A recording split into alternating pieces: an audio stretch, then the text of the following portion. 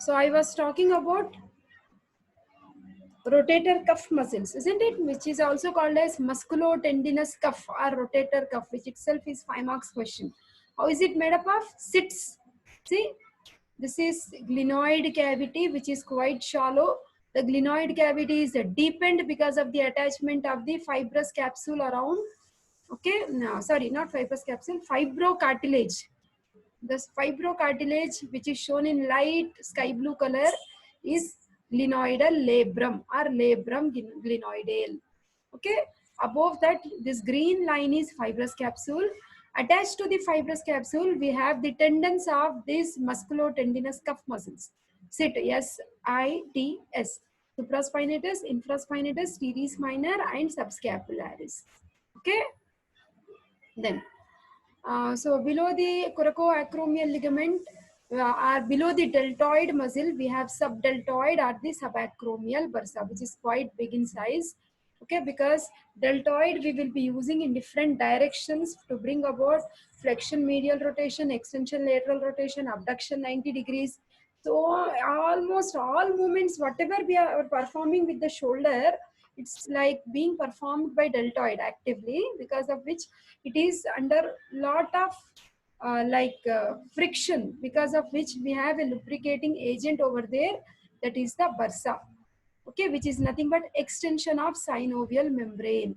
See, this is fibrous capsule. The inside of the fibrous capsule is lined by synovial membrane, and which is the fibrous capsule inside synovial membrane, which is filled with synovial fluid. The same synovial membrane will be just outpouching wherever there is excessive friction. That's how bursae are formed. They are also filled with synovial fluid. They overcome the friction. Okay, that is. Here also you can see this is deltoid muscle, and below this you have such big bursa, subacromial, also called as subdeltoid bursa. Okay, so these are the various structures what we see under the cover of deltoid muscle. Okay, so as Meghana was telling us, intramuscular injections are given in the middle of the muscle. See here, to avoid injury to the axillary nerve. This will be a viva question. Where exactly you give the injection in deltoid muscle? You should tell like middle of the muscle, so that at that particular point we do not have twigs of axillary nerve. So we will be protecting the nerve. Then we are checking the deltoid muscle by asking what is the function it is doing. I told you abduction 90 degrees. Suppose if somebody is holding tight and if you are asking to abduct, we are able to do because our deltoid is normal. Suppose somebody's deltoid is paralyzed and you ask them to abduct, they can't do that. Okay, that is, you cannot abduct the arm against picture is there, I think. See, this is for intramuscular injection. Okay, then deltoid muscle is being tested. Normally we know it is bringing about 90 degrees abduction. Okay, that is. Then the axillary nerve may be damaged by dislocation of shoulder. Axillary nerve is, where is it closely related to? Surgical neck of the humerus. Okay, and suppose if any dislocation is there, obviously the head of the humerus may come down and it may just press over the axillary nerve. Okay, because of which the deltoid nerve supply may be affected, because of which this round contour of shoulder is because of the normal nerve supply of the axillary nerve to the deltoid muscle, that will be lost. Okay, greater tubercle becomes prominent. That means this muscle becomes atrophied, shrunken due to non-availability of nerve supply. That's the reason underlying muscles are shown very prominently now. Okay, that is. So if deltoid is paralyzed, obviously we know abduction to 90 degrees is lost. Okay, and this nerve, no, axillary nerve is becoming like cutaneous. Once it supplies deltoid, it becomes cutaneous to the lower half of the deltoid. That's the reason if this nerve is damaged, that lower half of the deltoid is not having any sensation. Even if you prick with a pin, or even if you pinch, or even if you do cut also, no sensation. Okay, so that badge like area is called as regimental badge. This area, like lower down, this particular area will not have any sensation. Okay, see, this is, if axillary nerve is paralyzed, normal round contour is like this. Okay, this is lost. Okay, and there may be sensory loss, which is called as regimental patch. Okay, so musculotendinous cuff is again like you have the same muscles like subscapularis, supraspinatus, infraspinatus, and teres minor. Okay, so then intermuscular spaces. This is also a very important topic we have with us. So what are the important three spaces we have? Better, do you remember? See, this is upper quadrangular space, upper triangular space, and lower triangular space. So in the upper quadrangular space, we have, what are the boundaries we have? Superiorly, we have teres minor. Inferiorly, we have teres major. Medially, we have long head of triceps. Laterally, we have surgical neck of the humerus.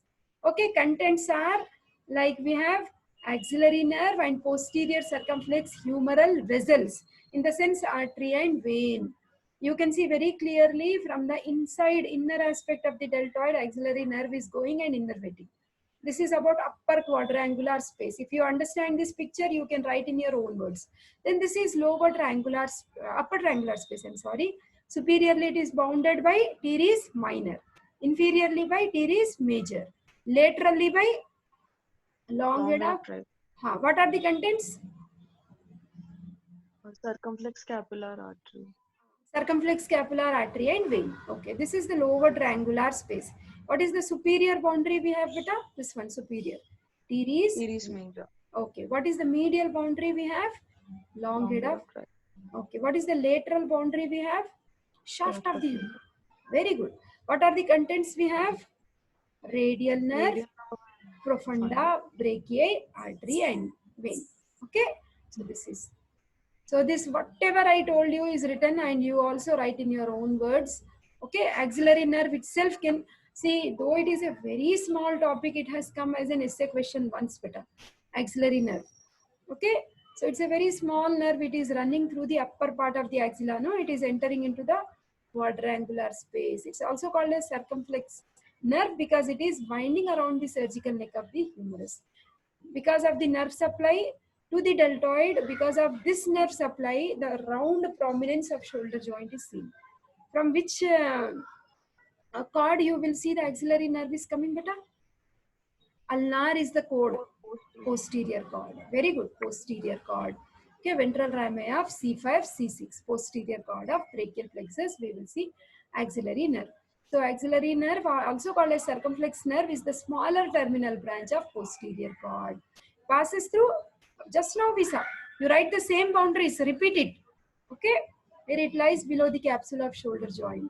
Okay, it passes behind the surgical neck of the humerus. See here, it is dividing into anterior and posterior divisions. Okay, so see here, I will take you to the previous picture. It's very beautiful for us to understand in fact.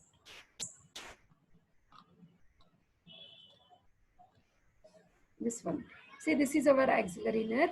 Now see here, this is the humerus and you are finding two divisions. Okay, so the one which is in front is the anterior division, the one which is behind is the posterior division. Okay, see, this is the posterior division of axillary nerve. The posterior division is bearing one ganglion, okay, which is called as pseudoganglion. Okay, from the posterior division you are finding this twig is going to teres minor, because we know axillary nerve supplies two muscles. One is the deltoid muscle and it also supplies teres minor. So teres minor is supplied through posterior division of axillary nerve. Okay, then anterior division is accompanied by posterior circumflex humeral vessels. This is the layout of the diagram, beta. This is front, anterior. This is behind, posterior. This is the midline of the diagram, medial, from where the nerve is originating, and this is lateral. Okay, so this is the anterior division of axillary nerve, posterior division of axillary nerve. Okay, posterior division is bearing one pseudoganglion, from which you will see the nerve supply is going to teres minor. If you understand this, automatically you will write in your own words better. Okay. So whatever I told you is written here. See, anterior division. Okay, deltoid most part. Posterior division. Posterior part of deltoid is supplied by post. Not only that, you will see just now we saw it is supplying the teres minor also. Teres minor twig is bearing one pseudoganglion. I told you axillary nerve becomes cutaneous. That regimental badge if this nerve is damaged, no? What is the name of that cutaneous nerve? Upper lateral cutaneous nerve of the arm. Upper lateral cutaneous nerve of the arm. Okay. So articular and vascular shoulder joint to posterior circumflex humeral artery. This I already explained, you know better. I hope you remember anastomosis around the body of the scapula. This picture. You need to remember the names of the blood vessels. Suprascapular artery. Okay, deep branch of transverse cervical artery. These are the branches coming from thyrocervical trunk, which is the first part of subclavian artery, isn't it? Then you will see circumflex scapular artery, which in turn is a branch of subscapular artery, which is a branch coming from third part of axillary artery. Okay, so one is this one, suprascapular, then this is transverse cervical, and then this is circumflex scapular. All three are joining here below the spine. So this is the anastomosis around the scapula. This is again important 5 marks question. Okay, that is. There are some extra points which we can remember. Branches of axillary nerve with accompanying blood vessels pass through. Just now we saw. What blood vessels we saw? Posterior circumflex humeral. Capsule of shoulder joint is loose only better. This I will discuss when I am doing that. Shoulder joint. Radial nerve we saw in the lower triangular space. Okay. So I hope you understood. Yes. We'll stop here, beta. Yes, ma'am. Thank you. Bye. So tomorrow, what time would be convenient for you, beta? I'm little busy tomorrow. Afternoon, ma'am. Tomorrow, no, actually,